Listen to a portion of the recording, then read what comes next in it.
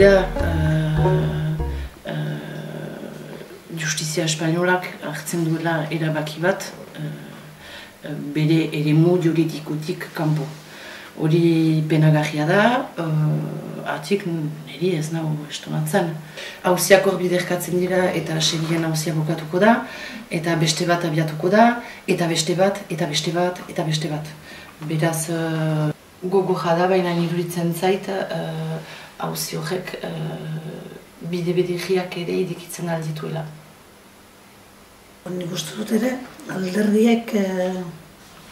ezberdinak gogoartu behar direla, ez dela soilik ezker abertzalearen kontrako eraso bat eta elkartasuna baizik eta dela ere bai politika egiteko eskubidearen aurkako eraso bat beraz.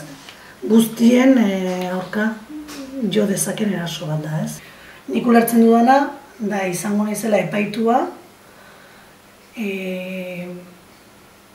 proposatzeagatik bide demokratikoen alde lan egiteagatik, nire eskubideak eta nire herriaren eskubideak defendatzeagatik, eta hori sinesten dudalako, eta nire ekimen guztiak izan dira bide demokratikoak erabiliz eta bide pazifikoak erabiliz, baina horregaitik epaitua izango naiz.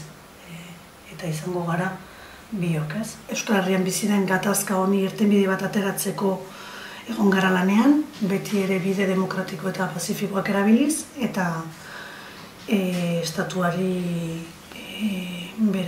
bere kontraesanak azaleraziz, eta horrek eraman gaitu estatuaren jarrera honetara.